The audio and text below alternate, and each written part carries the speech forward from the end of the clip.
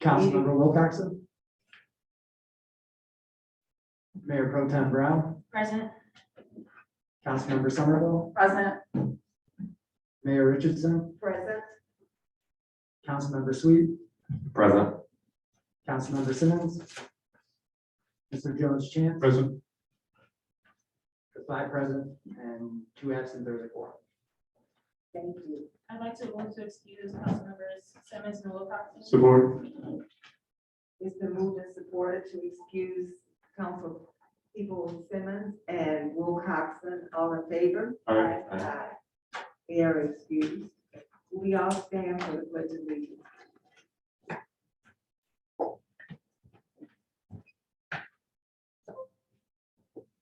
I pledge allegiance to the flag of the United States of America and to the republic for which it stands, one nation, under God, with liberty and justice for all.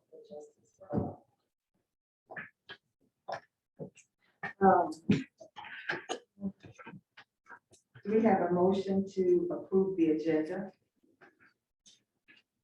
So moved. Support. It's been moved and supported to approve the agenda. All in favor? Aye. Aye. Okay, the agenda is approved and, Mr. Lingo, would you please call the roll to go into closed session? Mayor, there needs to be a motion. I move to go into closed section, to discuss the litigation, city of Sunny River. Support. It's been moved and supported. Mayor Pro Tem Brown, Yes. Councilmember Somerville, Yes. Mayor Richardson, Yes. Councilmember Sweet, Yes. Mr. Jones Chance, Yes. 5 yes and 2 absent, the motion carries. Thank you.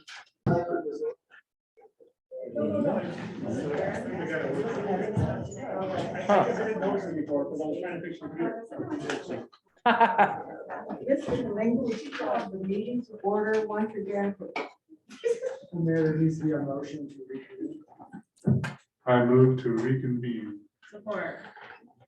It has been moved and supported to reconvene. All in favor? The meeting is reconvened. Have now a public comment. Those that would like to speak to council, you will have 3 minutes to address us. And there will be no back and forth while you're speaking. However, after you're done and the comment time is over, council will respond.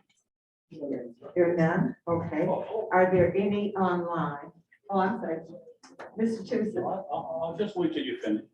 Oh, no, if you would like to speak, now's the time. I think this is Saturday. Oh, I'm sorry, I didn't see your hand. Yes, sir. Please come. I didn't see your hand. I looked. No, it's okay. Thank you. Good evening, council. My name is Desiree Simmons. I'm here to speak on something that's not on the agenda tonight, but I won't be able to speak on August 9th. So I'm going to talk about the 945 Clark Road project. After watching last council meetings, public comment, I just wanted to say a couple of things about how I think it's important for us to not pit old and young, rich and poor, homeowner versus renter. IPSI is a place where people can come with what they have, who they are, and can grow in place to deepen roots. How can we change the opportunity index when we don't provide any opportunity? Can you imagine people moving into an affordable housing development, paying about 40% of the area median income, and then being able to purchase a home here? If not, I think it's important to think about why. If yes, then you can join me in dreaming of what can happen with this development. I am not motivated by fear, and we cannot govern by fear either. During the last meeting, a lot of folks came forward to talk about climate concerns with the development. And I think that, you know, obviously as a person who was part of the committee earlier, I think that some of these concerns could have been brought forward. including those by Councilmember Steve Wilcoxon, who was actually part of the committee and could have brought people forward at that point. But now we are at a zero-sum game where it seems like it's about moving the development forward or trying to stop it. But it's something more than that. There's work that can be done while we provide for housing for those who need it, while we get closer to providing housing that will end homelessness here. This is just one step. For folks thinking about some other questions, I think it's important to just clarify that something that I've learned since that meeting, which is that council has already passed the CBA for this development. And it was just a pilot, which is really perfunctory at this point because this development has an emergency services agreement, which is included in the CBA, which was equivalent to a 3% pilot going fully to the city as opposed to only part of it. And so actually the city will wind up getting more out of this development in this way than it would have if it had gone through a pilot. And so the $100 per development is really only, something to have the pilot so that they're not paying the full taxes on that development. It's also important, so the city would wind up with about $110,000 per year from this. So I think that's important to say. And I think there's lots of things for people who are concerned about carbon to do, and I don't have enough time to talk about them, but I can if you're interested. Thanks. Thank you very much, Ms. Simmons. Mr. Tusa.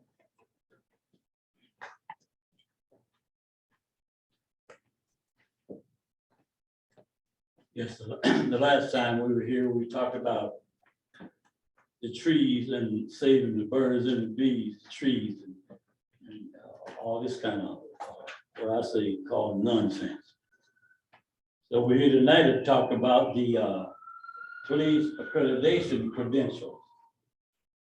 Council, you do not need an outside source to come in to tell you how to run your police department. You do not need that, none whatsoever. It's just a waste of taxpayers' money. My concern here is, if you're looking to be credited, then everything in your department should be running smooth. Because you can only be accredited by what you're told, whatever you tell the firm. That's how, because they don't come out and do no thorough investigation. Accreditation comes with honesty, respect, and dignity. That's what it comes with. And that's what it should be based on. How can you look for accreditation when you have officers, an officer in your police department that has violated every rule there is when it comes down to the chase policy? One involving a death, not the city, not that they killed the lady, but they were involved. How can you look for accreditation when officers are threatening to slap female officers in the face, poking fun at the clothing that they're wearing? How can you look for accreditation when the morale in your police department is dead, is sinking, and no one is throwing out the lifeline to save them? I cannot see how accreditation credentials can be given behind action like this. I just wish that council would, I don't know, I want to say, stop being so naive and look into things that people bring you, because that's the only way we're going to get things done properly, because the truth is not going to be told. Administration is not going to tell you the whole truth. I don't never have enough time to tell y'all what I need to tell you, but I'll get a chance. Thank you, Mr. Tucson. Are there any others wishing to make comments at this time? All right, seeing none in the audience, Mr. Halanga, is any online? If anyone attending virtually would like to make comment, please raise your hand now.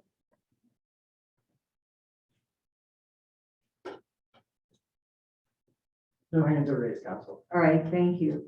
We will close public comments at this time. And we will move on to presentations. We have the MACP / MLEA3. And I'm calling out the letters, but I'm not sure how those acronyms are pronounced. Presentation of the City of Ypsilanti accreditation credentials. And we have our chief, Auguste, here to talk to us. Good evening, Mayor, members of council. This time I'd like to introduce our presenters. Robert Stevenson, retired chief, now the executive director of the Michigan Association of Chiefs of Police. And Neil Rosso, again, another retired chief, who is the director of professional development and accreditation for the state of Michigan. Good evening. and city council, and city officials, and most importantly, citizens of Ypsilanti. Greetings. For edification, MACP stands for the Michigan Association of Chiefs of Police, of which I'm the executive director. The MLEAC stands for the Michigan Law Enforcement Accreditation Commission, which is what I am here to represent. I bring you greetings and salutations from both the commission and our association. We are here tonight to award a certificate of accreditation to the City of Ypsilanti Police Department. As the chief said, I did spend my police career 37 years in Livonia in the Southeast Michigan area, and about 11 years ago left and joined the Michigan Association of Chiefs of Police as executive director. In my current job and in my past job, I've had the opportunity to travel around the state, and I'm also familiar with the City of Ypsilanti and their police department, and they had a good reputation, great reputation. But I will tell you, since achieving accreditation, the department is better than it was before, because it's a lot of work and it's voluntary. And I think sometimes, unfortunately, citizens are surrounded by good police departments, excellent police departments, and because you see it day in and day out, you have nothing to compare it to, you don't recognize just where your department stands. And your department stood tall, but even taller now. And to put that a little bit into perspective, in the state of Michigan, there are about 600 police agencies. Of those 600 police agencies, just shy of 400 are municipal agencies. And of all the police agencies there are in the state of Michigan, your police department is only the 44th police department to achieve accreditation. It's a significant professional achievement. It's a lot of work, and it's done voluntary, not because anybody tells them they have to do it, because they're voluntarily looking to upgrade the delivery of police services to your citizens that are here. It's no secret that the last couple of years have not been easy for law enforcement. There's been a lot of criticism of law enforcement, some of it very much deserved, and a lot of calls for so-called police reform. And I think that your citizens should feel well to know that every single one of the police reforms that have been called for, your police department has already done. Your police department has enacted those policies and procedures against bias-based policing and training be there, duty to intervene, an emergency warning system, policies in dealing with mentally ill persons, all voluntarily done and already in position. And it's an open and transparent program. Every single standard is on our website, and every citizen can see exactly what your department had to do to achieve that. So I started my little speech here by saying we're here to award this. We don't give it out. You have to earn it. And I'm going to turn this over to Neil Rosso, retired chief, our program director, to explain what your department had to go through to earn this accreditation. Thank you very much, Chief Stevens. Very proud to be here. It's an honor to be here. Mayor, council, city manager, people of the city of Ypsilanti. I'm sure you're all somewhat familiar with accreditation because hopefully your schools are accredited, universities accredited, and you're treated an accredited hospital. So accreditation is an organization that's close to a profession that sets standards for that profession. And then once those standards are promulgated, then the agency has to try and reach them. We have 108 standards. Within that 108 standards, about 450 things that they have to do. Reader's Digest version, although I'm dating myself by using that as a term. Reader's Digest version was we have 108 standards. Most of them require a written directive, policy, and procedure that needs to follow that standard. Then the agency has to produce what we call our proofs. Now, a proof is a document or something that an outsider can look at, similar to colleges, universities, schools, hospitals. They have to be able to create a document that shows those two commission assessors from the outside that they're following the written directive that's following the standard. And it's not an easy task. Your city police department took it upon themselves fairly early to get involved. As Bob said, there are not many that are accredited. So I was a police officer for almost 38 years. I got to do some pretty neat things, but one of the most rewarding things I get to do is come into the community and tell them that they have a very, very good police department. So with that, I'm going to turn it back over to Bob for the actual presentation. Thank you. Thank you. Chief, if you would join me, please. To all that see this certificate, know that the city of Ypsilanti Police Department, having voluntarily complied with the standards established by the Michigan Law Enforcement Accreditation Commission, deemed essential for the delivery of professional police services and the protection of their community, is hereby awarded this certificate of accreditation effective as of this first day in July in the year of 2022 for a term of 3 years. Chief, congratulations.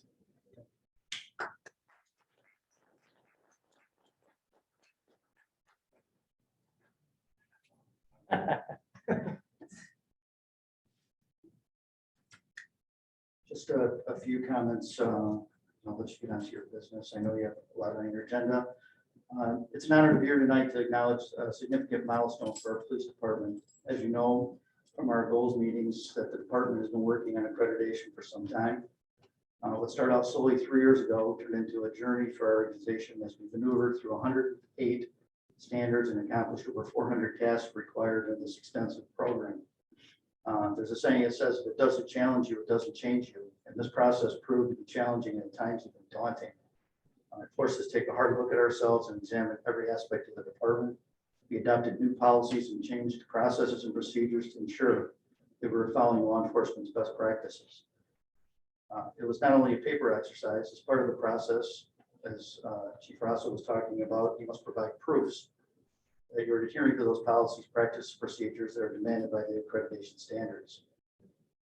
I've often said that an organization worth its salt does not rest on its past accomplishments, but is always likely looking to improve. In that light, as much as we should celebrate the attainment of this goal, it is not just a means to a specific end, but a way forward to ensuring that we maintain the spirit of improvement and excellence. I believe this process has elevated our department, increased our professionalism as an outward sign that we are committed to providing the best possible police service to our community. This achievement was a very heavy lift for the entire department. Everyone had to participate and adapt to the many changes that we made along the way. There are a couple of people that I need to acknowledge that were instrumental throughout this process. Lieutenant Yukis was the sounding board and my editor. His insight and many corrections made our policies tighter and more comprehensive. Unfortunately, he cannot be here tonight, but I owe him a debt of gratitude for his patience and his understanding. However, the bulk of this load is carried by Sergeant Ashley Kofal, who is here tonight, and should be recognized for her efforts. Her persistence and determination to meet deadlines that most people would have thought impossible was remarkable. Truly, if not for her efforts, we would not be here tonight. She was dedicated to making this happen and making our department better. As with most things, the best in people comes out during adversity. And Sergeant Kofal's character certainly served her, the department, and the city of Ypsilanti extremely well. Last but certainly not least, I'd like to acknowledge someone from outside of our department and a neighboring agency. I'd like to publicly thank Officer Adam Bird of Van Buren Police Department, who lent us great guidance and advice and conducted a mock assessment for us, which made us ultra prepared for our on-site assessment. Thank you for your time, and we hope that we will continuously improve, and we'll be back here in 3 years with a reaccreditation.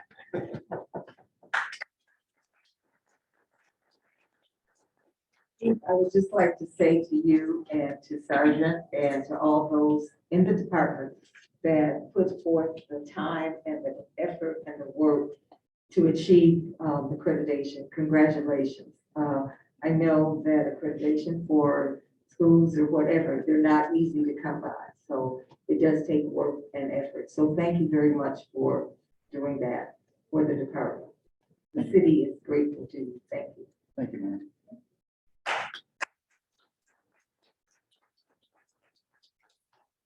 Thank you. We will now have the presentation from UMS, the Freight House Pilot Programming presentation. Please come forward.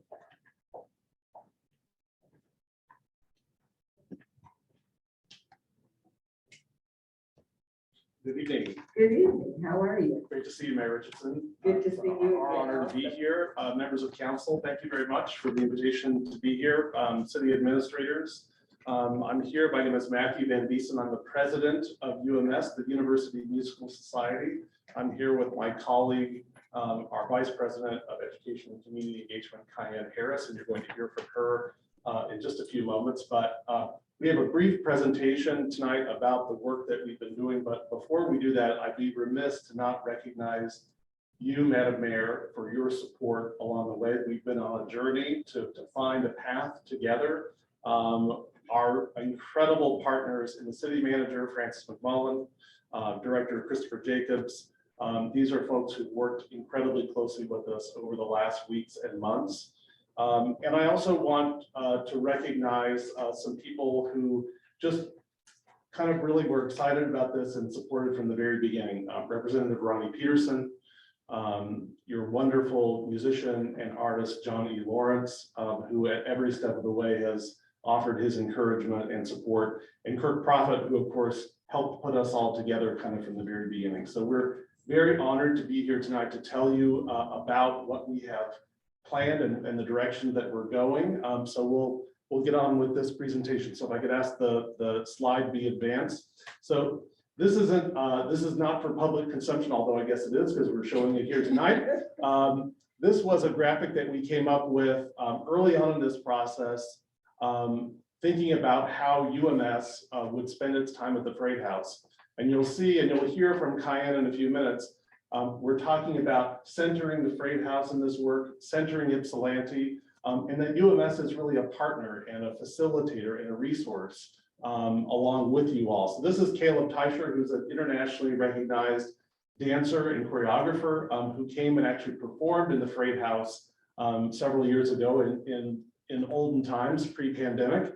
And it was a pop-up performance. And so we created this graphic just to sort of tantalize you. Next slide, please.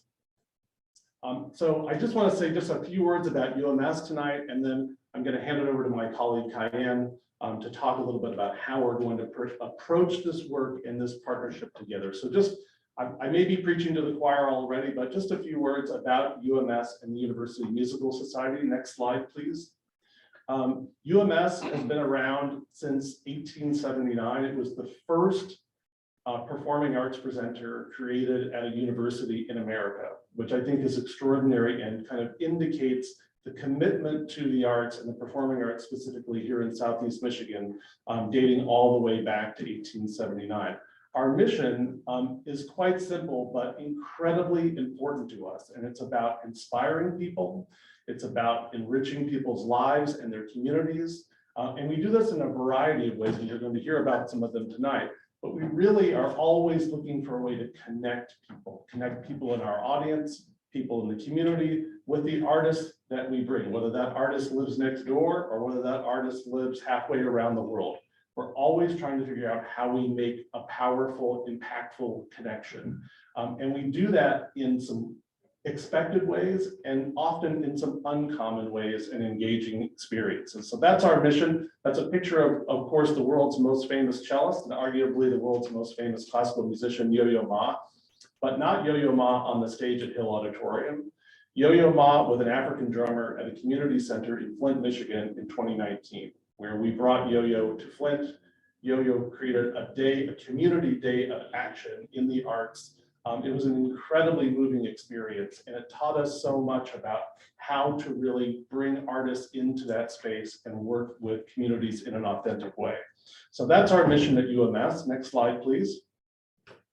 As I mentioned, we were the first arts presenter at a university in the US.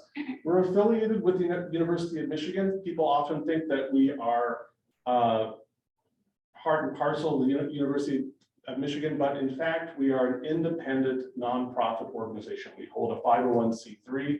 We have always been independent, and while we're affiliated with the university, we use that autonomy and our independence each and every day. Of course, we work and have worked primarily in Ann Arbor and this area, but we also have worked, as you'll hear, in Ypsilanti a lot. We work in Dearborn, we work in Flint, and we work in Detroit.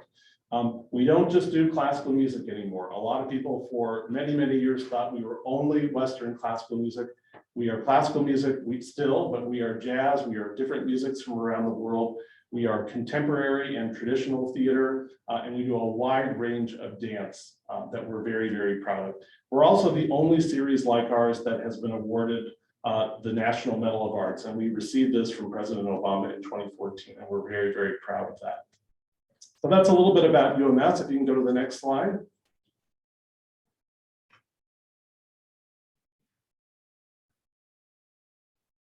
So this is about how we approach this partnership. And so I'm going to hand it over to Cayenne. But I will just say how much we have learned throughout this process. You all have helped to guide us and helped us think about how we approach this work. And I just want to say, as the CEO and the chief executive for UMS, on behalf of all of our team, our board, all the people who support us, there is an incredible amount of excitement about this possibility to partner with you all here in Ypsilanti and with the citizens of Ypsilanti. But there's also a great humility about how we approach this work. And so we are not coming in to partner, purely in terms of what we want to see happen. We want this to be very much centered in this community with your residents, and really work together in a very, frankly, a kind of new way for UMS to work in this very special way to create something that I think will have real impact here. So without further ado, thank you very much, and I'll turn it over to my colleague, Cayenne. Thank you. Thanks, Matthew, and hello, everyone. You could go to the next slide, please. We've got a few pictures here, but you all know what the Freight House looks like. We just wanted to kind of bring it into everyone's imagination and into the room, and you could keep advancing. So Ypsilanti Freight House, this partnership, why?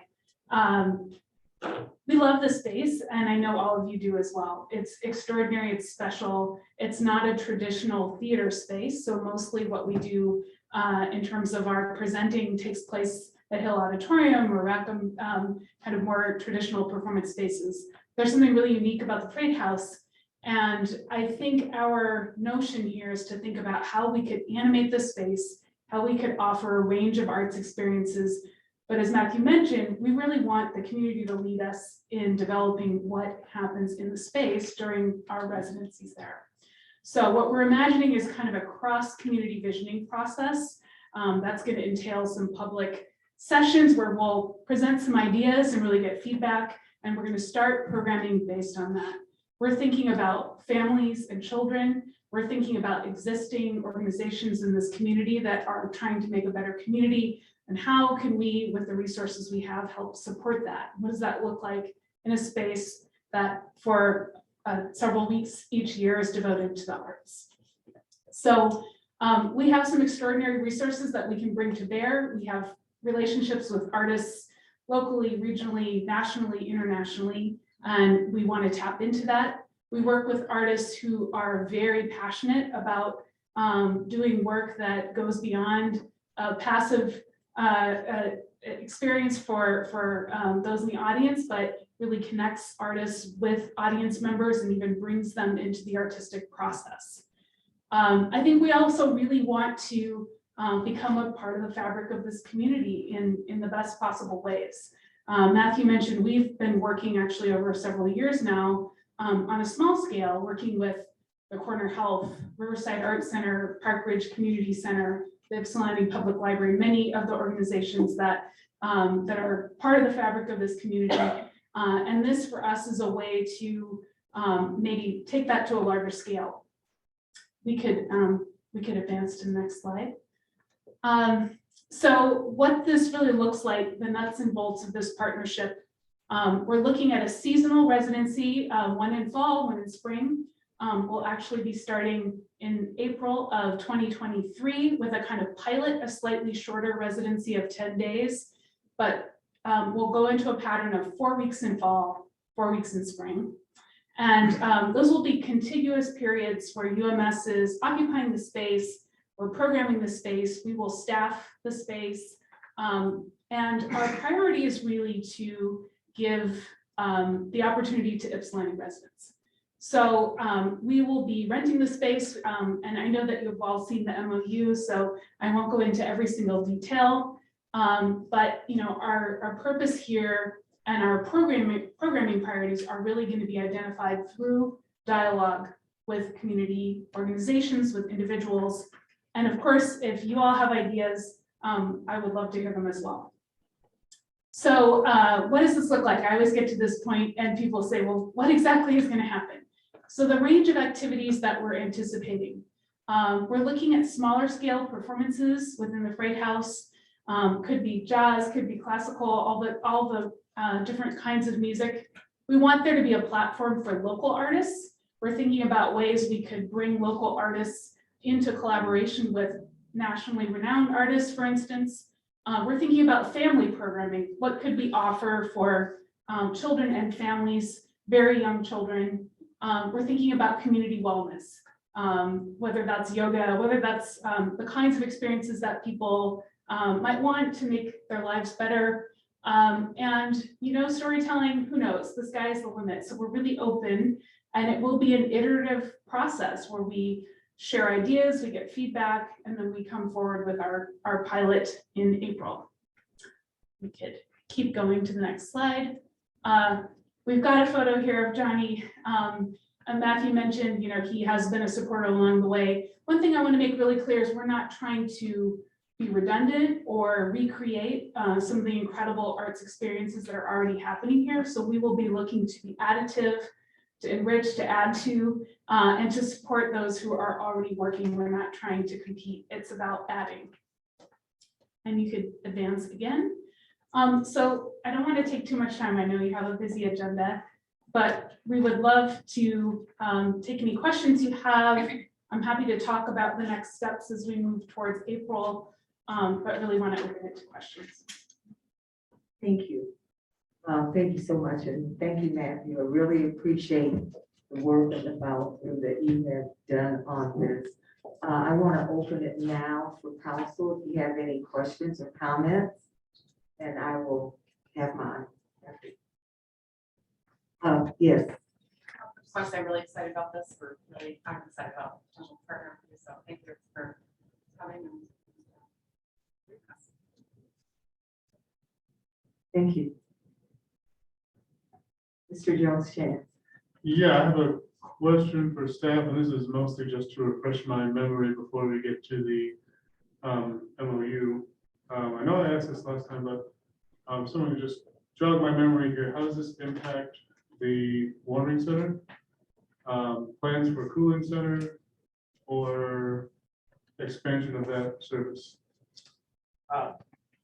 It won't affect the warming center because the residency periods are not during the months of the warming center. It wouldn't affect the cooling center hypothetically. This is April and September. Okay. Oh, so we're not going to use it at all during those periods.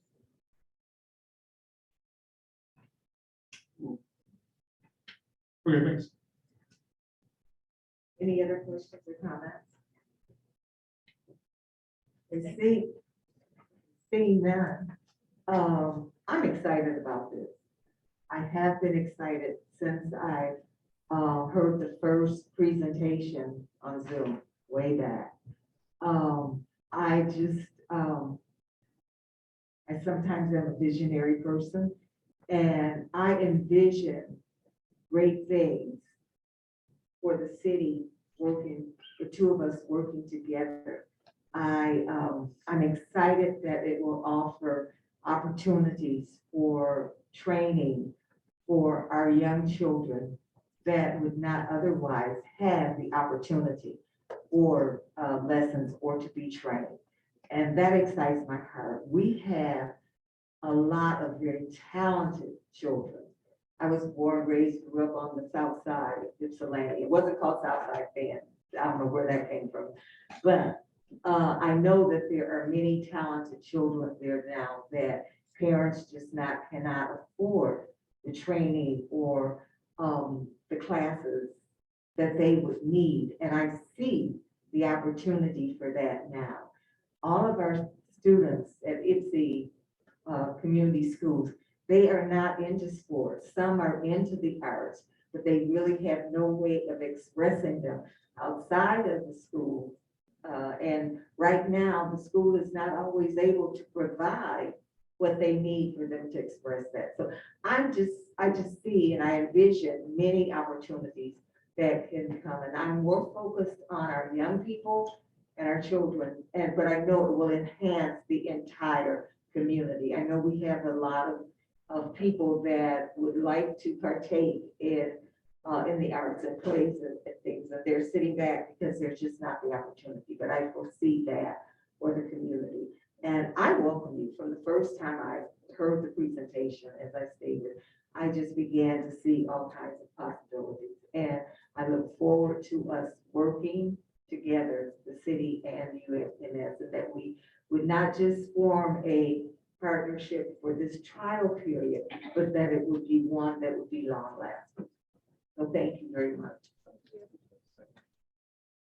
I would just thank you very much. It's our aspiration as well, Madam Mayor. So we want to use this period to learn and grow together. And our intent is to be here over a much, much longer horizon and in a sustained way.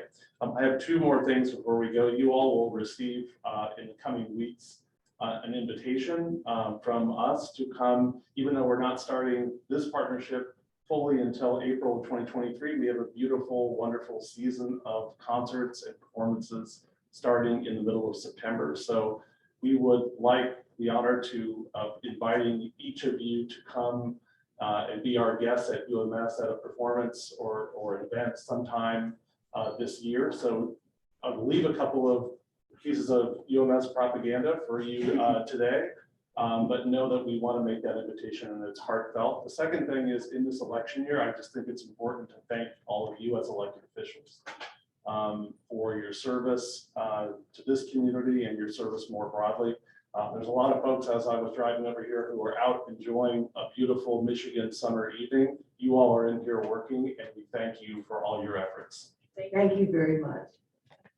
We appreciate you coming. Thank you. Thank you. Okay, let's move on. The ordinance first reading. Who has that? I do. Okay, thank you. Resolution number 2022-167. Resolved by the Council of the City of Ypsilanti. Whereas City Council wishes to encourage community event programming in our park system and city facilities. And whereas the city does not have a Parks and Recreation Department dedicated to developing such community event programming internally. And whereas a community events policy has been successful in utilizing the Freight House for free community event programming developed by external partners. And whereas the hardship fee waiver process has not been effective for reviewing these requests over the last several years.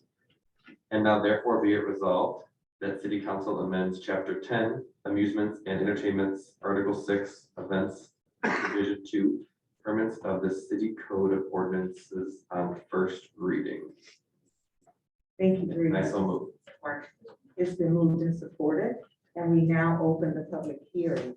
Well, you have something for us, Mr. Jacob. Just here for questions. It's something I brought forward. Okay. We will open the public hearing. Is there anyone here to make comments on this order? Okay, seeing none, we will. Mr. Jacobs, if you have something for us now, would be the time. Mayor, let me check with the audience attending virtually. Anyone attending virtually would like to make a comment, please raise your hand now. No hands are raised, you may close the public hearing. All right, thank you. And thank you for reminding me of that. And read what's important.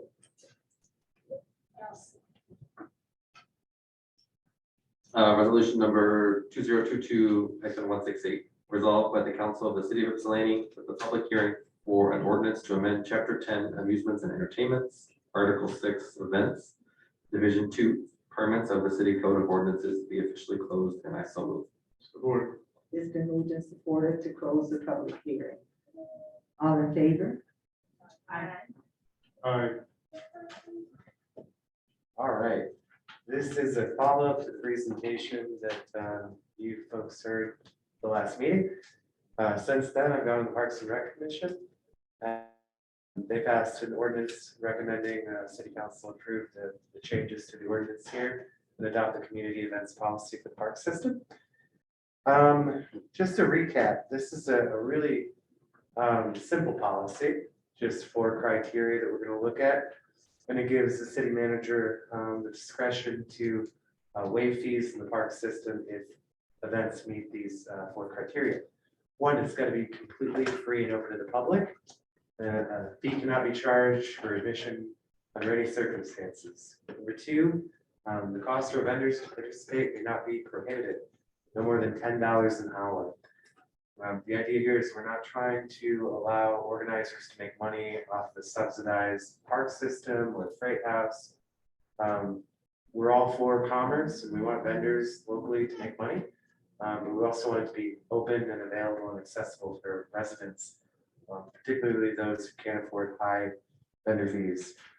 And number 3, a public event cannot engage in hateful, derogatory speech, including symbols of racism, homophobia, or violence. And weapons cannot be sold by vendors or any merchandise or goods that display symbols of hate. 4, religious services are not eligible community events under the policy. Using just these 4 criteria, I'll just mention we've had a different community event every single month at the Freight House since August 2021. And this would be a great tool to implement the park system, to develop programming and proactively plan to fill in programming gaps that we're looking to see. Thank you very much. Any questions or comments for Mr. Jacobs? I have a question. Was your hand up, Ms. Simmons? Oh, no. No, go right ahead. Oh, no, it wasn't. No. Okay. I do have a question. Is there a limit set for the waivers? So there's no waiver limit proposed. It would be up to the discretion of the city manager. And I imagine reports could be made available to city council about where we are with the number of fees being waived. On average, past couple of years, it's been about $30,000. So the point here is you're already waiving the fees. You're just having each individual organizer come and make their case of hardship. And that's a point I brought up in the resolution, is just the policy right now is cumbersome. It doesn't allow us to plan and really fill in those programming gaps the way that a straightforward policy with the city manager being able to sign off on those fee waivers would allow. And so although there's no cap, it's all within the discretion of the city manager. And I imagine we would not be waiving fees unexpectedly in excess of what council has already done. I just recall that some fees for some groups have been upward towards $10,000 or more. So would that be reasonable? And city manager might want to chime in here, or Are you speaking of the outdoor festivals? I'm just saying, no, I mean, I know that I think we did have a request that was close to $10,000 of waiver. I mean, what would be the top that we would waive? I mean, I know that we want to work with groups, but at the same time, I just don't know where we need to draw the line on how much we're going to waive. Can we really afford to waive $10,000 fees for several groups within a year? Yeah, I think we could probably limit them in the whole scheme of the year. Because we want to stay under that threshold. I'm sorry. Thank We you. want to stay under that threshold of 30,000. Okay. So, you know, if we get a whole bunch of other events that came in and they're leading up to the 30,000, we may not be able to afford a $10,000 waiver. So we would, at that point, probably just offer a lower amount of a waiver for it. Because this gives everybody else a chance as well to have access to, you know, a waiver. Right, and that's my whole point, you know, that if we have someone that came in, say, in January, February, asking for 10,000, if we waive that, that certainly would limit the number of waivers we could give throughout the rest of the year. Right, and I think we would also try to balance the events, because that would be on a large scale, Right. you know, so we would try to balance it, because we do want to have a few large events to, you know, be an attraction to the city.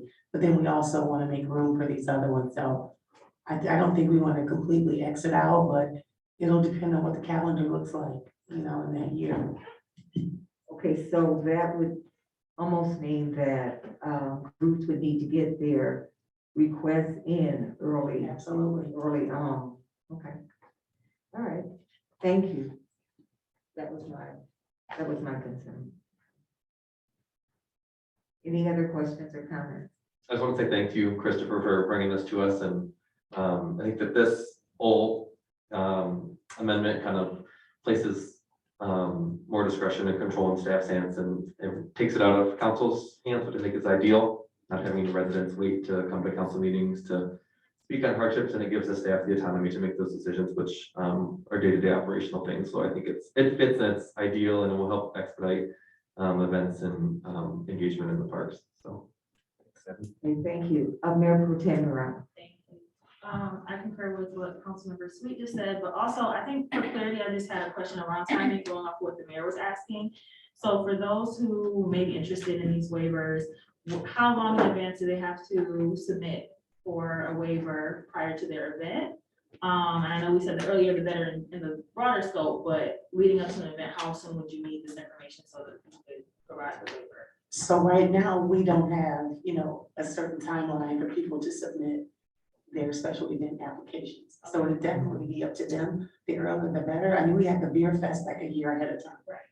So we would hope that those that are planning these bigger events would get their applications in early, because there's a lot of other planning. Right, you have to reserve this. Yeah. Right. So it definitely will be upon them. The earlier the better, especially for the big ones. 30 days has been kind of a policy at the Freight House, where if you're trying to get it any sooner than 30 days, we can't even get the staff person there, you know, that weekend if you're trying to turn around that quick. So, yeah. Yeah. But for these bigger ones, like in the parks and stuff like that.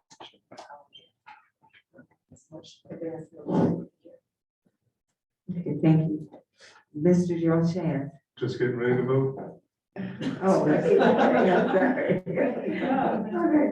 Are there any other questions or comments from anyone? Okay. All right, seeing none, Mr. Lincoln, would you call the roll, please? Councilmember Somerville, Yes. Mayor Richardson, Yes. Councilmember Sweet, Yes. Councilmember Simmons, Yes. Mr. Jones Chance, Yes. Mayor Pro Tem Brown, Yes. 6 yes and 1 absence, the motion carries. All right, thank you. The consent agenda. Resolution number 2022-169, resolved by the Council of the City of Ypsilanti that the following items be approved. Resolution number 2022-170, approving the minutes of the July 12th, 2022 City Council meeting. Resolution number 2022-171, approving the use of pyrotechnics on EMU's campus during the live concert event. And resolution number 2022-172, which is approving the declaration to turn the town teal for cervical cancer awareness I'd like to read that full one, if you don't mind. You may please do. Resolved that a council of the city of Ypsilanti, whereas Turn the Town Teal is a national campaign to create awareness of ovarian cancer and its symptoms. Whereas ovarian cancer is the deadliest of gynecological cancers and a leading cause of cancer-related death in women. There is no early detection test for ovarian cancer. It is referred to as the silent disease. And whereas each year the Michigan Ovarian Cancer Alliance, MIOCA, a nonprofit and partner member of the Ovarian Cancer National Alliance, sponsors Turn the Town's Teal, a national campaign to create awareness of ovarian cancer. And whereas this event is held in conjunction with National Ovarian Cancer Awareness Month from September 1st to September 30th, and whereas the Michigan Ovarian Cancer Alliance would like to tie teal ribbons throughout the city, post awareness posters at establishments, and distribute information cards. And whereas the Michigan Ovarian Cancer Alliance, MIOCA, will cover all expenses incurred by this campaign, and there will be no cost to the city. Therefore, be it resolved that the mayor and city council supports this national campaign and approves of teal ribbons being tied throughout the city, September 1st through September 30th, 2022, along with lawn signs, awareness posters, and information cards being provided for establishments that are interested. I so move. Support. That will be moved as part of the consent, so Yes. thank you. All right, you're supporting the whole consent? It's been moved and supported. Mr. Halenko, would you call the roll, please? Mayor Richardson, Yes. Councilmember Sweet, Yes. Councilmember Simmons, Yes. Mr. Jones Chan, Yes. Mayor Pro Tem Brown, Yes. Councilmember Somerville, Yes. motion carries with 6 yes, 1 absent. Thank you. All right, resolution 2022-139. Resolution number 2022-139, finally resolved by the council of the city of Ypsilanti that the following residents be appointed to the city of Ypsilanti boards and commissions as indicated below. Valerie Brown, DDA. And I so move. It's been moved and supported. Is there any questions or discussion? Mayor Pro Tem. Mr. Barr, do I need to recuse myself? You actually cannot recuse yourself. You have to let council know of your conflict of interest, but you do need to vote. It has to be unanimous consent. All right, well, council, Valerie Brown happens to be my mother, a business owner downtown. And that is noted as a conflict. All right, thank you. Thank you. Any other questions or comments? Yeah. So I'm sorry, I won't talk about this. I just want to get clarity. So since Councilmember Wilcoxon is not here, is this still considered unanimous in his absence? Yeah, I apologize. This should be tabled until. Almost. Almost, okay.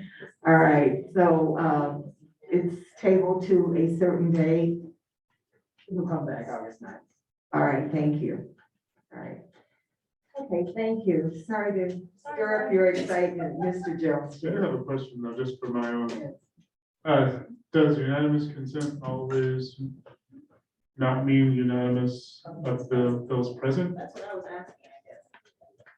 When this was supposed to come forward at the first meeting in June, which followed former Councilmember Morgan's resignation. And I was informed by Mr. Barr that this would require unanimous consent of all members. So it would require 7 members voting in the affirmative.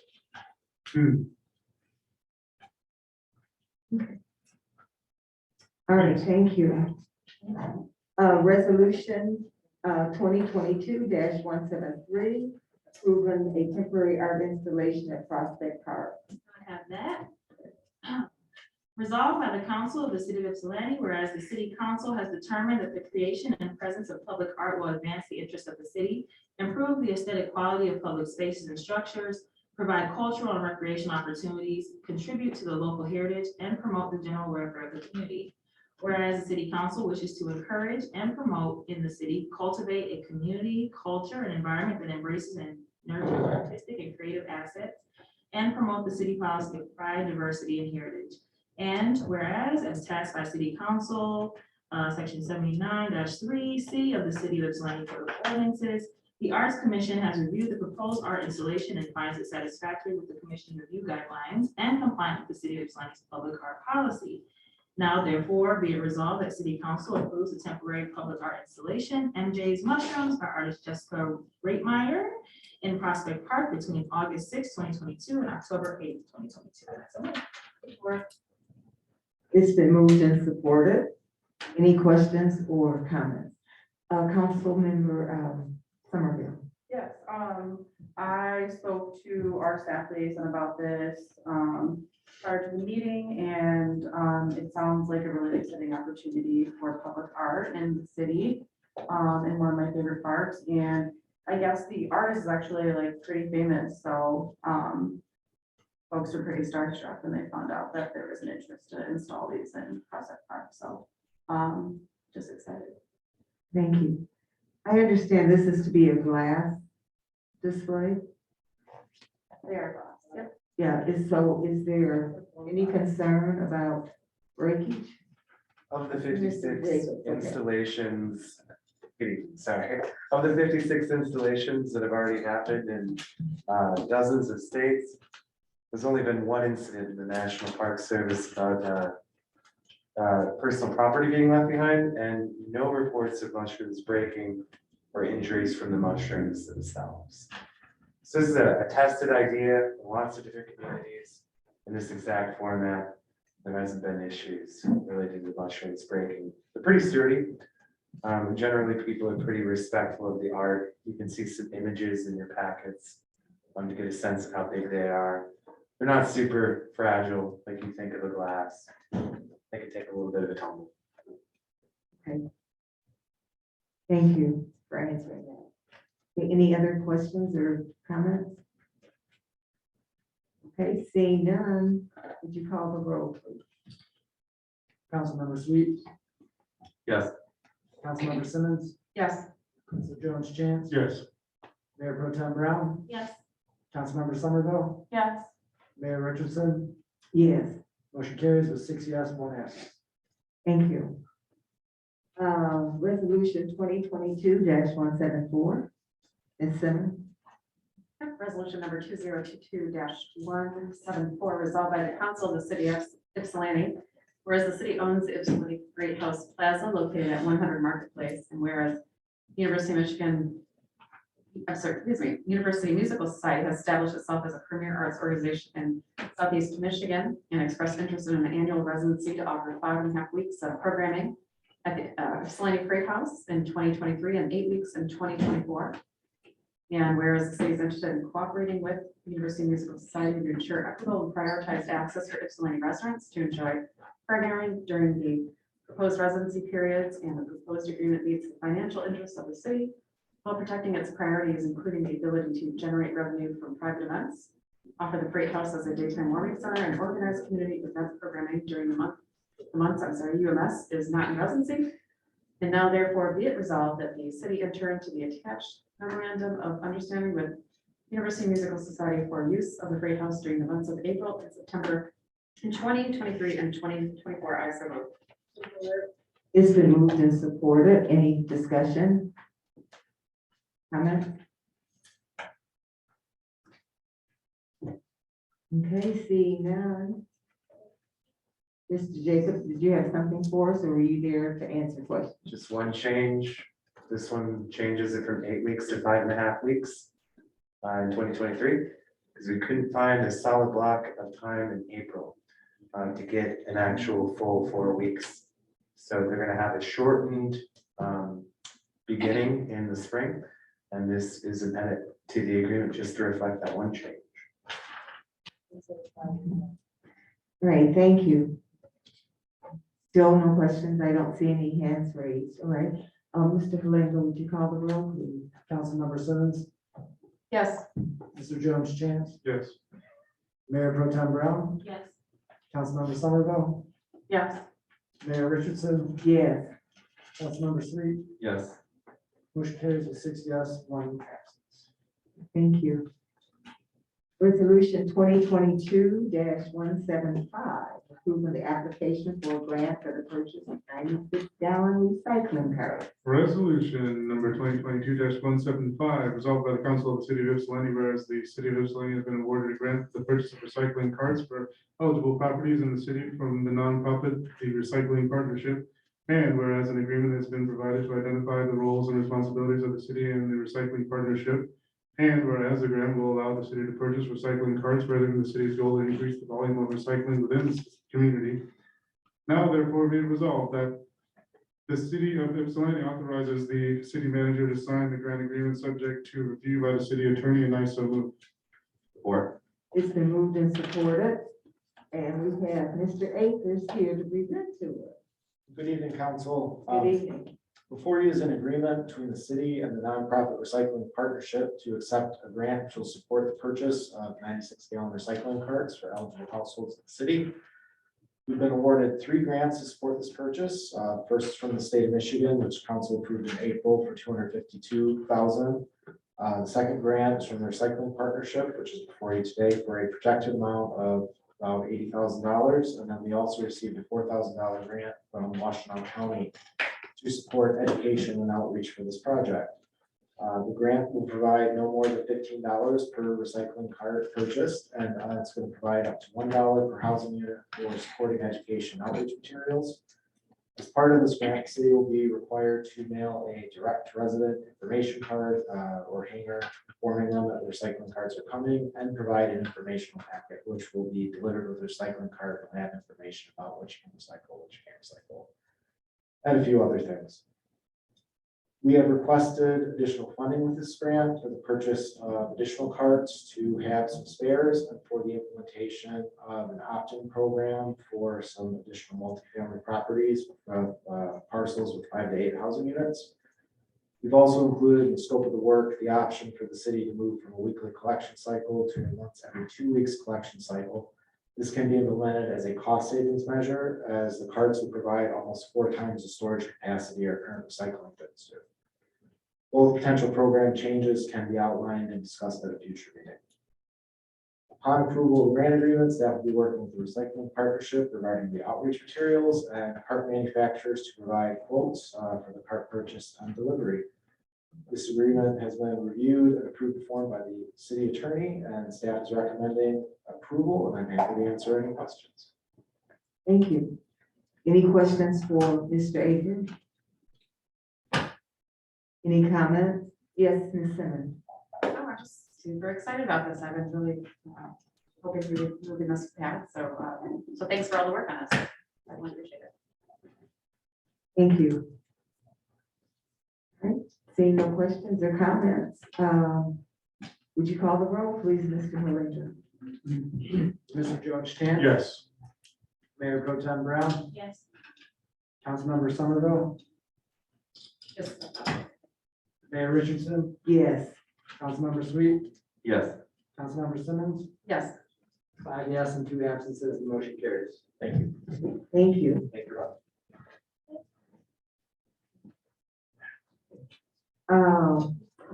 Board and commission nominations, we have 2 here, one for Parks and Recreation Commission, which is a reappointment, and one for the Bicentennial Committee. Are these just nominations and we're not voting on these tonight? Do we have any that we're to vote on tonight? All the nominations that were made at last meeting were appointed at the last meeting. All right, thank you.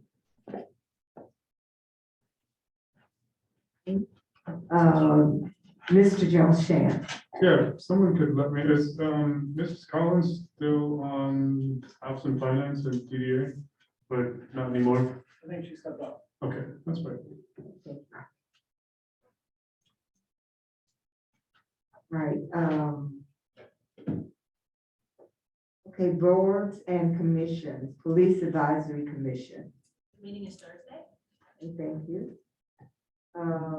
That meeting was actually canceled. Cancel, right, So it's not Thursday. We don't have a meeting this month. okay. That's fine. Human Relations Commission. The meeting is tomorrow. Okay, thank you. Is it still tomorrow? The Arts Commission. We just voted on, this is what the last meeting was for. Okay, thank you. Parks and Recreation Commission. The commission is moving forward with their Fall River Day event in Frog Island Park, and it's in the planning process and logistics for that for the end of September. So that's taken up a lot of the time, and they did reappoint or reelect a new chair and restructured a little bit at the last meeting as well, so. They do that. Okay. Who's the new chair? His name is Dylan Navar. What was the last name? Navar. Okay. Sustainability Commission. Mr. Wilcoxon is not here. Historic District Commission. Nothing to report.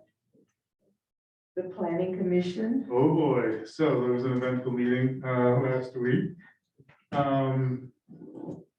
The planning commission is really struggling to wrap their heads around the amount of new marijuana retailer specifically applications. And they would like to have a joint meeting with us. I think mostly to discuss that. I guess I'll just make a motion that we find some dates in the next month or two to have a joint meeting with the planning commission. Mr. Halenko, would you please pull up some dates that we could? I see some as support. Commissions. Could I have some support? Yeah, support. I don't know that that actually Oh, does it requires not? a commission. I mean, a motion. Is it possible? Does it require a motion, Mr. Halinga? Yes, you're gonna add another meeting date, that would require that. Okay, Thank you. I had some support a minute ago. Okay, it's been moved and supported to, for the clerk to bring forth some dates of possible joint meeting. Andrew, is it possible to look at doing the joint meeting an hour before our regular meeting on one of the nights that we already meet? Okay, I just wanted to throw that out there, just so it's one, you know. The date that we're at. There was a, they had like a separate meeting inside of the meeting to discuss this. So I'm thinking this might be more than an hour. Yes. They would really like, it sounds to me anyway, that they would really like some more guidance from us, or at least for us to get on the same page. Because it seems like it's getting to a point where we're not really promoting a mix of different uses. I mean, there's a lot. It seems like it's getting to be really intense. And this is specifically about retailers.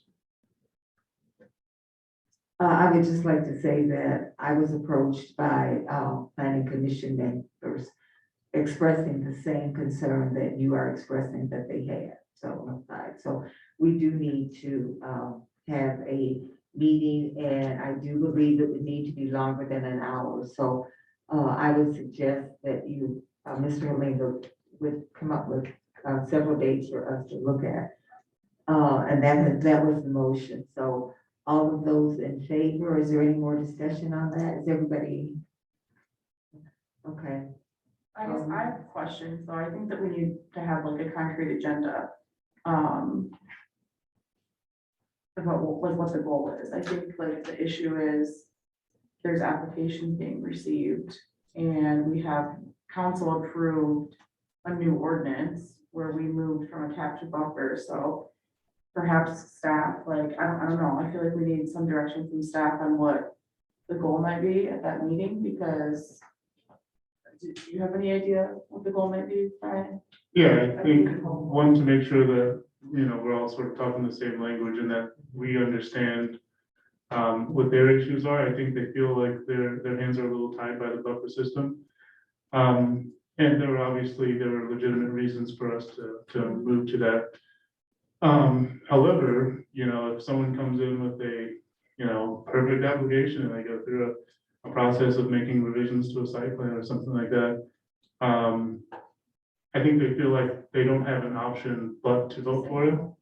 Right, Yeah. even if it causes issues with other parts of the zoning ordinance which would require them to think about intensity of uses and having a variety of uses in a given area.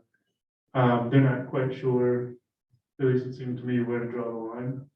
I think it would be helpful for them if we all just kind of talked about it and gave each other some guidance and discussed our own perspectives. Yep, I have a question for Joe. Yeah. When we updated the zoning ordinance, the buffer got set at like, it's like 625 or 675.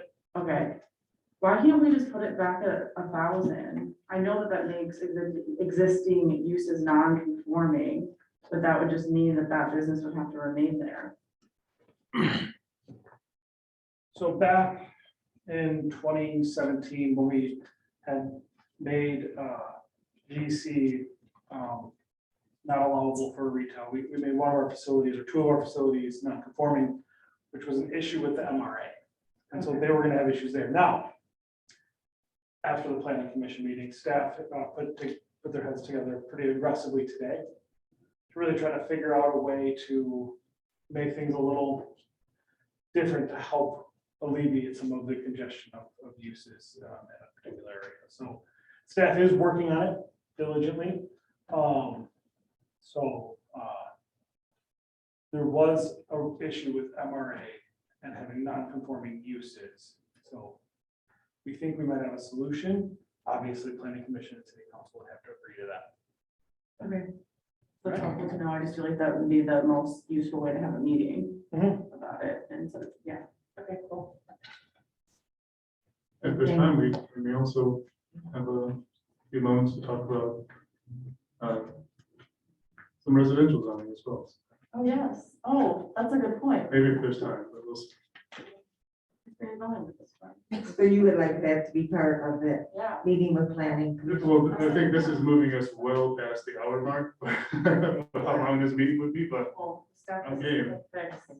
Yeah, I think that's. It sounds like they don't have a fix for us. Right, so Mr. Halinga, yeah, May I make a suggestion to actually hold this joint meeting at the EMU? So there's more space for both bodies to meet and also have this Zoom thing recorded. And so I can set some dates possibly in September or October for this. So the soonest would be September 13th. We should do that. okay. Sooner the better. That sounds good because that would also take care of our meeting at EMU. Sure. All right, very good. I will mention that September 13th is a regular scheduled meeting. So if council would like a different meeting in September, we can do that as well. If you want an additional meeting, or we could just have no business on one of the regular council meetings or minimal business. I'd be fine with that. Yeah, I think that makes sense. And then we could just have an overall meeting and we would probably most likely discuss this retail issue, but maybe we'll be open to some other conversations. Well, certainly we can adjust the agenda so that it will accommodate both. Can I ask Joe? Okay, yeah. All right, If the, Ms. Somerville, would you please ask to be recognized? 'Cause I was talking when you started that we're question. still on Brian's proposed business. No. Yeah. I wasn't through, okay. Thank you. All right, Mr. Mr. Myers, come on, you're here. During, if there's something that like requires a public notice for 10 days before the meeting, would it be possible for council to be made aware in August so we could actually do that at the 13th meeting? As far as changing the zoning for marijuana, Because we'll have both bodies there. yes. The problem that we have is there has to be a public hearing at planning commission and a public hearing at city council. And so for us to discuss it, make the tweaks, publish it properly, we wouldn't be able to do it until September for planning commission. And then the next meeting after that. And there's just 14-day notice for planning commission, or 15-day notice for planning commission. I mean, the one thing city council can do is put in an emergency ordinance, stopping that use and for a period of time. We'll be sorting things out.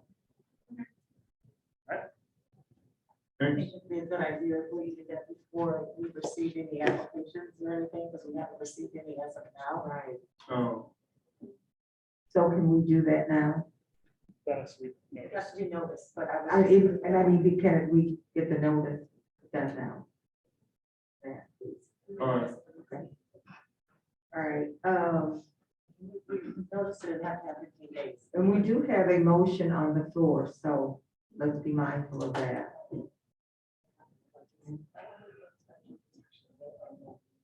Ooh-wee.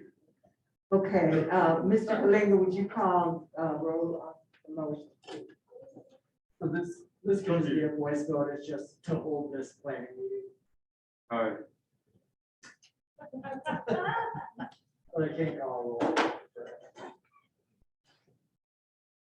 Mayor Pro Tem Brown, Yes. Councilmember Somerville, Yes. Mayor Richardson, Yes. Councilmember Sweet, Yes. Councilmember Simmons, Yes. Mr. Jones Chance, Yes. motion carries with 6 yes and 1 absent. All right, thank you. That brings us to the zoning. Were you reporting on both at the same time, Mr. Brown? Mr. Jones Chance? There were no appeals this quarter, I don't think. No. How that brings this temporary thing, maybe we should just do it now. See, what was that? Do I need to make a motion to bring that up, or are you just gonna bring that up? What do you want to bring up? The temporary, temporarily stopping It's the, a moratorium. yeah, County corrected it's a moratorium. so do we need to make a motion for that and have it approved, or is that something, some language that we could see at the next meeting and then approve it? Yeah, I don't believe you can approve the moratorium, I think that would be. We can just give us directing us to Yeah, do the I don't need a ordinance. motion. That one, It's fine. consent. We can bring that. You say direct. Mr. Myers, we can't hear you with the mask and. I believe that council does not have to make a motion. If we don't see any objection, we can publish for it. You can vote it down if you choose. works for me. So, Mr. Byrd, you have an opinion on that? I say for the motion is. Just to be clear, what we're discussing is enacting a moratorium of a currently adopted ordinance. And yes, I think that whether what would be fine to direct staff to create the moratorium and then we can properly adopt it. I move Or- to ask staff to Please wait for the motion. draft a moratorium on the ordinance allowing recreational marijuana retail facilities. You want to say, it's been moved and supported that we ask staff to create a moratorium on recreational facilities.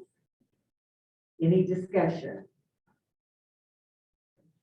Seeing none, Mr. Halinga, would you call the roll, please?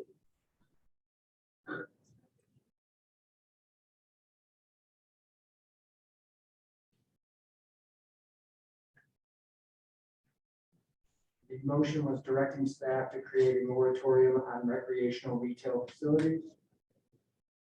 Yes. First review the next. Mayor Pro Tem Brown, Yes. Councilmember Somerville, Yes. Mayor Richardson, Yes. Councilmember Sweet, Yes. Councilmember Simmons, Yes. Mr. Jones Chance, Yes. motion carries with 6 yes, 1 absent. Thank you.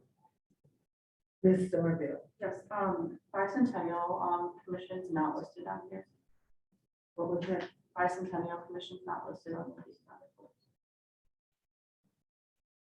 It has never been. I can add it.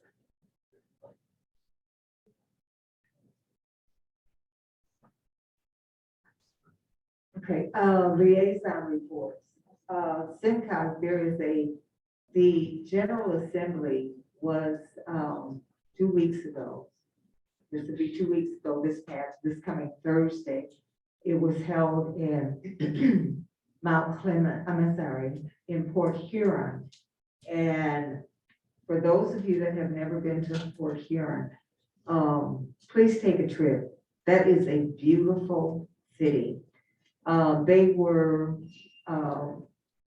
invited us there so that we could see the transformations that they're making of some older facilities that have been around for a while. They are converting the old Art Van complex building, which was quite large, and there are going to be lofts and apartments upstairs and all kinds of businesses down on the lower level, and it is absolutely fantastic. They're also redoing another older structure that was there and completely using it for other uses.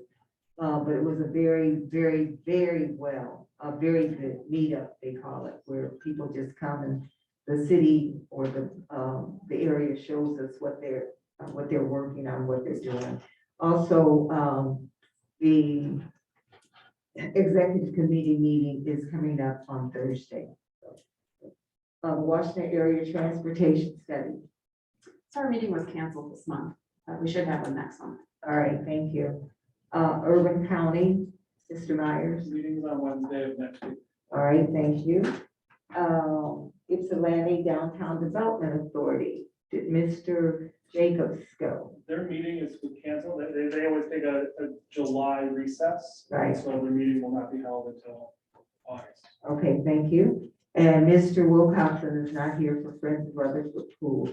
Mr. Sweet, do you have anything you might add to that? Just, I don't have anything currently in regards to that. okay, thank you. All right, council proposed business. I'll start here with Mr. Jones. Okay, so joint meeting with planning is out of the way. I did receive a call today, and it seems like there would also be interest in a joint meeting with the Ypsi Community School Board. I would like to have we find some dates to schedule a joint meeting with the Ypsi Community School Board.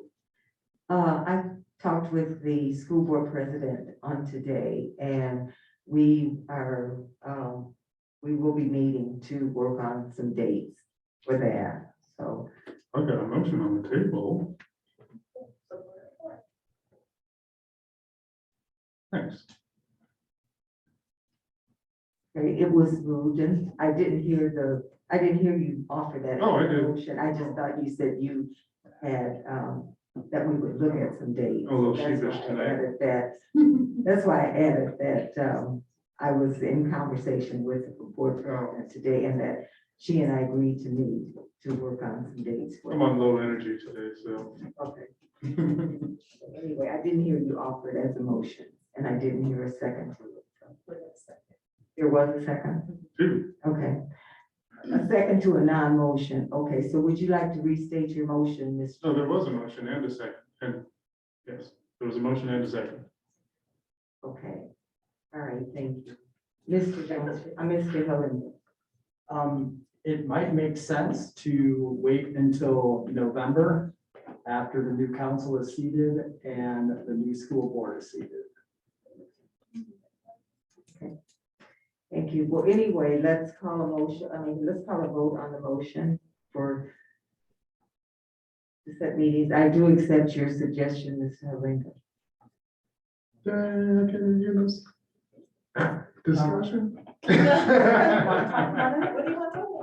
No, I just think it's been many years, and I think it wouldn't be the worst thing if we didn't know. If you want to have one, I supported it. Yeah, I'm cool with that. October. it doesn't hurt us. And I call for a vote on the motion. Councilmember Somerville, Yeah. Mayor Pro Tem Brown, Yes. Councilmember Sweet, Yes. Councilmember Simmons, Yes. Mr. Jones Chance, Yes. Mayor Richardson. Yes. Motion carries with 6 yes, 1 absence. Okay, so that was the first part of my proposed business. The second thing is I've gotten emails with some complaints about issues on South Park and South Streets of speeding. And so I would like to request some speed monitoring devices Did you say If they- South Park? What's- Yeah, are they already installed? I'm Oh, sorry. sorry, South Park and South Street. Okay. So specifically at the corner where the Taekwondo place is, where the old flea market used to be. I don't think I need a motion for that, right? No. Thank you. I will get back to them and let them know. The other thing is, since we're talking about, we just approved the MOU with UMS. I'm hoping that we can get some more services in the off hot, cold season for some of our homeless citizens. I'm just sort of spitballing, maybe something like drug counseling services at the break house or something like that, where we could provide something in the spring and fall during periods where UMS is not renting the space. I think we can expand some services without additional cost to the city that would be beneficial both for the people that they serve and people who live and work in the surrounding area. I'm just putting that out there. Noted. And that's all I have. Thank you. Ms. Somerville. Yes, thank you. Thanks for bringing that up, Brian. I'm interested in like harm reduction and stuff at the Great House. And I know some people that we work with. On speeding, I emailed you earlier today, Bonnie, and I didn't give much detail, but I never remember what the divider green. They're called R16As. R16As, Yeah. cool. We're gonna take a look at that request. We know we've had requests about speeding in that area in the past. It's a challenging place because there's not actually a place to put those R16As because there are no crosswalks in it. I know. Yeah, so, we can't actually put those there, but we'll look at all. Ms. Wester, would you come to the mic, please, for the benefit of the people that are along?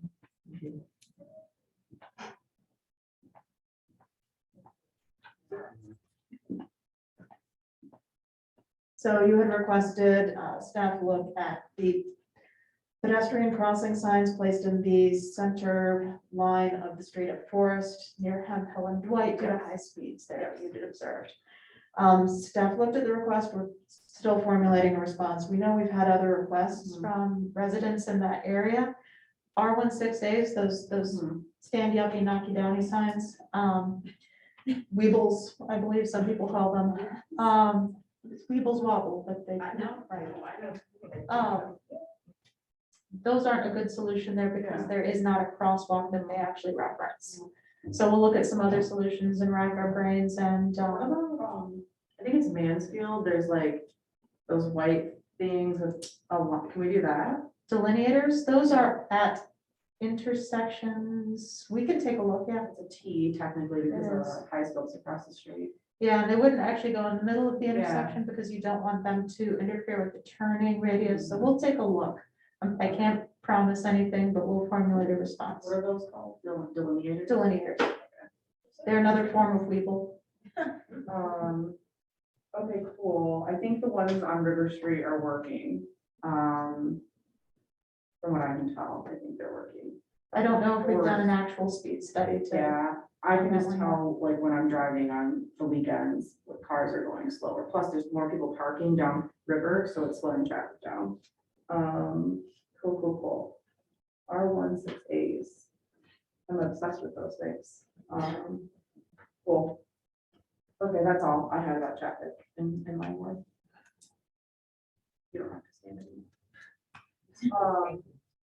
I just want to thank staff, Wendy and Francis, for responding over the weekend, 2 weekends ago, about trash and Ron, sorry, about trash at Rec Park. It was really, I think what happened was someone was there that wasn't booked, and so it created this situation, but and the residents were really excited that that got reimbursed.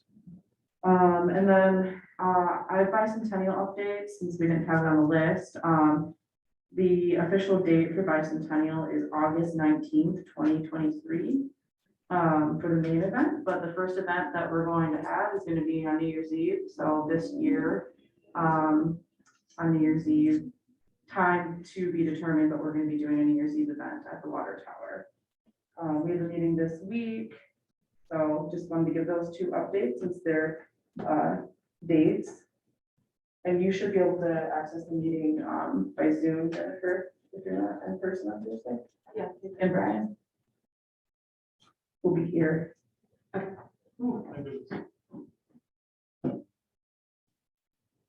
think that is all I have, other than Jennifer, if you could send me the staff evaluations in a Google Doc. I'll fill it out. Yeah. Thank you.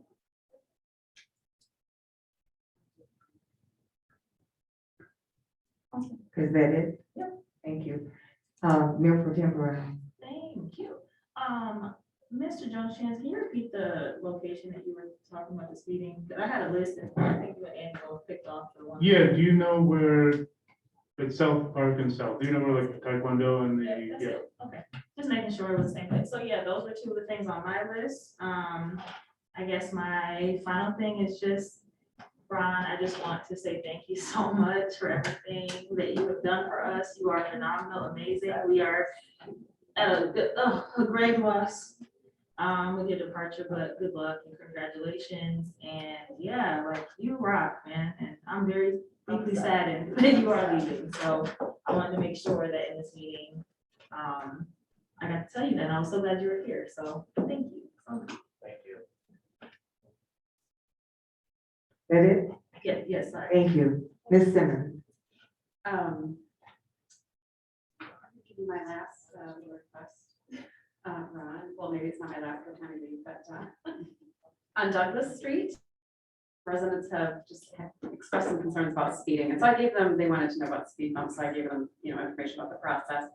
But I said, in the meantime, also, if we can maybe get some of those, I'm gonna call, everyone's had really great names tonight, so like flashy speed limit sign, that's what I'm calling that one. The 8257, flashy.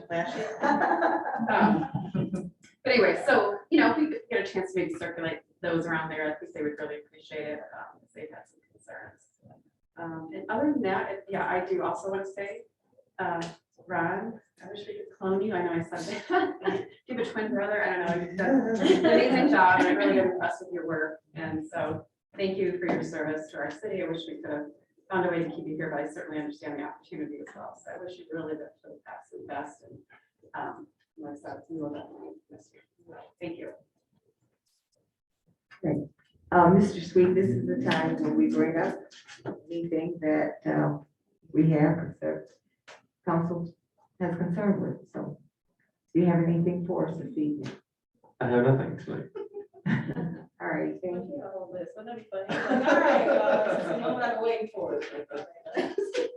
Thank you.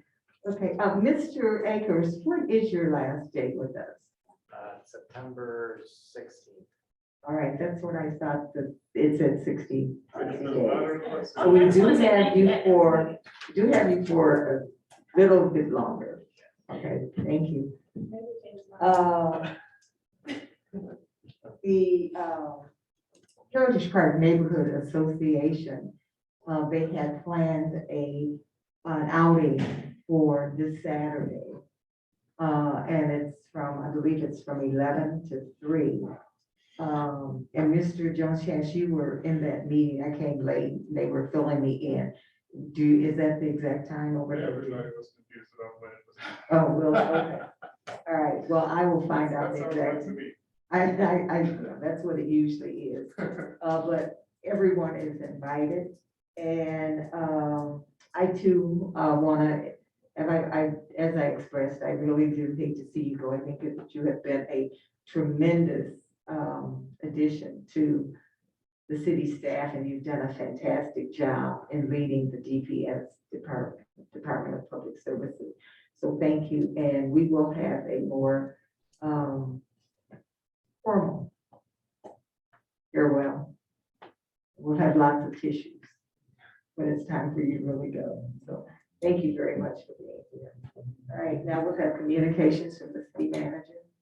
I just want to say it feels good to be back. Last week, I was on vacation 1 week, and then the other week I was in Holland attending the Michigan Municipal Executives Summer workshop And I serve currently as the chair of professional development. So, we had my first time was a good turnout, and the feedback was amazing. I'm surprised I made it through. But so right now, we're still in negotiations with IAFF. And also with TPOAM, formerly ASME Union. We're still, negotiations are going well. That will probably reach a settlement very soon. I'll probably have a closed session, just to let you know what we're looking at before it goes for ratification with the unions. And let's see what else. I did give all of my department heads maybe a month ago, a survey, just asking them about how they felt about their job, the resources and things of that nature, just because I want to do an evaluation just to get, to see how they feel and where they are. And so that was the first timer for me, a lot of good feedback.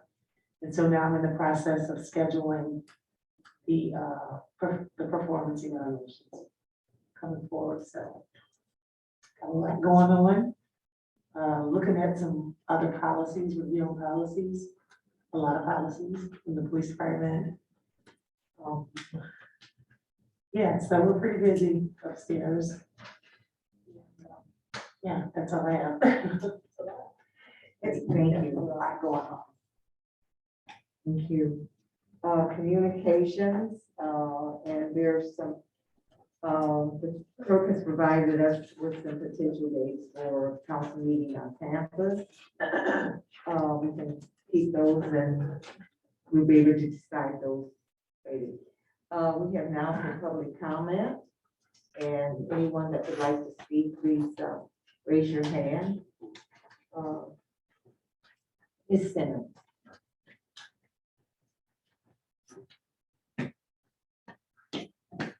Hello again. Look at me, I get to do it again and I get to finish my public comment from earlier. So again, Desiree Simmons. So just to name some different things that I think I'd love for some community members to join efforts in terms of thinking about ways we can address carbon. One thing might be to think about now that we're in a time where people are working from home. Something that I know is happening a lot is a lot of businesses, a lot of buildings for people to work in are mostly empty. So people can advocate ways to make those into housing and to support more work from home opportunities so that people aren't traveling here to there. We also in the midst of have the AATA village right now and ways that we can move away from personal vehicles to high-speed trains, transportation that would also cut down on our carbon. We can also think about ways to not increase infrastructure for personal vehicles like big concrete parking garages. Also, for folks who are interested in affordable housing, but not this particular one, something that you can think about is so many people bought their houses years and years ago, back in the 60s, 70s, 80s, 90s, and paid different prices than what they would go on the market now. And so we could, start a community land trust, and folks could either give their house to the community land trust for like $1 or at least sell it to the land trust at the price that they paid for it back when. And that can also be an opportunity to increase affordable housing. We can also think about how we can limit ownership so that we don't have one person trying to own, majority of the city, which would also increase opportunities for a much wider rental market, as well as opportunities for home ownership by a wider population in the city. Folks can also join efforts. I really welcome this coming from the federal government. around Justice 40 and making sure that at least 40% of federal investments flow to communities that are directly impacted by climate injustice in order to fund things like the Water Street cleanup, so that the community can have full ownership of what actually happens at that site, as well as other things that we can do for infrastructure if we have those funds. And that takes a lot of advocacy, and new voices would be great to add there. Another thing that we could do is to fund low income and Black and brown folks. Still down that part, but thank you. Thank you. Well, I have no remarks. So, adjournment.